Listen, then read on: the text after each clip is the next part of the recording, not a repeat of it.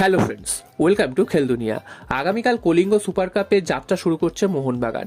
তো মোহনবাগানের প্রতিপক্ষ শ্রীনিধি ডেকান। তো এই টিমটির বিরুদ্ধে মোহনবাগান কেমন দল নামাতে পারে, আর দলের সাথে আজকের আনোয়ার আলী তিনি কিন্তু গেছেন উড়িষ্যাতে।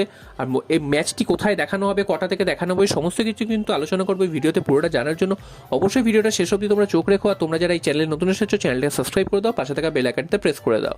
তো চলো দেরি না করে মেন টপিকটা শুরু করা যাক। তো কালকের গুরুত্বপূর্ণ ম্যাচে মোহনবাগান মাঠে নামছে শ্রীনিধি ডেকানের বিরুদ্ধে সুপার কাপের প্রথম ম্যাচে।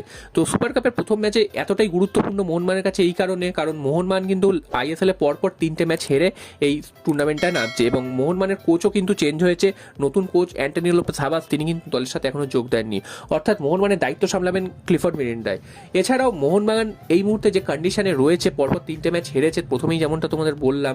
এছাড়াও মোহনবাগানের 7জন গুরুত্বপূর্ণ প্লেয়ার ইন্ডিয়ান দলের তারা কিন্তু চলে গেছে। তো মোহনবাগানকে খেলতে হবে কিন্তু বিদেশি এবং জুনিয়র প্লেয়ার যারা অবশিষ্ট রয়েছে তাদেরকে দিয়ে।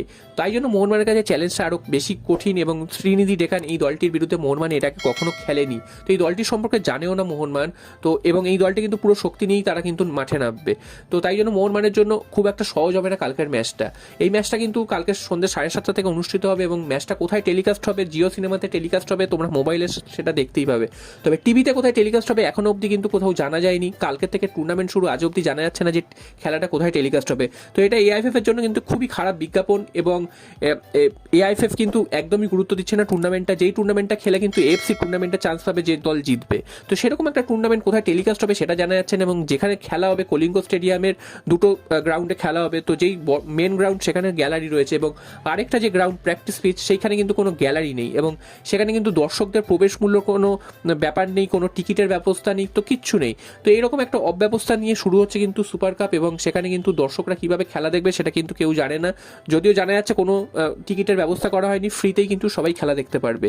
এরপর চলে আসি আগামীকালের ম্যাচে মোহনবাগান তাদের দল কেমন নামাবে, কারণ তোমরা জানো প্রথমেই বললাম 7জন প্লেয়ার ইন্ডিয়ান দলে চলে গেছে। তো গোলে থাকবেন আর্শ আনোয়ার, তিনি কিন্তু গোলটা সামলাবেন। এছাড়াও ডিফেন্সে থাকবেন হেক্টর ইউস্তে এবং ব্র্যান্ডন হ্যামিল। বাঁ দিক থেকে খেলবেন সুমিত রাঠি, এবং ডান দিক থেকে খেলবেন আশিস রায়। একটু ওপর দিকে অভিষেক সূর্যবংশী থাকতে পারেন। বাঁ দিক থেকে খেলবেন কিয়ান নাসিরি, এবং ডান দিকে থাকবেন হুগো বুমো, এবং সব থেকে ওপরে থাকবেন জেসন কামিংস এবং আরমান্দো সাদিকু। তো এইরকম একটা দল নিয়ে কিন্তু মোহনবাগান আগামীকালের ম্যাচটা খেলতে নামবে।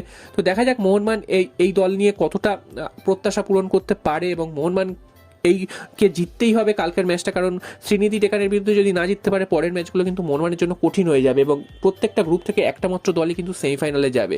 তো তাই জন্য মোহনবাগানের কাছে খুবই চ্যালেঞ্জিং, এবং মোহনবাগানের গ্রুপে ইস্টবেঙ্গল রয়েছে, তাদের খেলাও রয়েছে দুপুর 2টো থেকে হায়দ্রাবাদ এফসির বিরুদ্ধে। তো সেই ম্যাচের রেজাল্ট দেখে কিন্তু মোহনবাগান প্রথম ম্যাচটা নামতে পারবে, সেটা কিন্তু মোহনবাগানের জন্য একটা সুবিধা। তো দেখা যাক মোহনবাগান কালকের ম্যাচটা জিতে শুরু করতে পারে কিনা। আর তোমরা অবশ্যই কমেন্ট করে জানিও যে মোহনবাগান কালকের ম্যাচটা আদৌ জিততে পারবে কি পারবে না, তোমাদের কি মনে হয়, এবং জিতলেও কত গোলে জিততে পারে সেটাও কিন্তু স্কোর লাইনটা অবশ্যই কমেন্ট করে জানিও।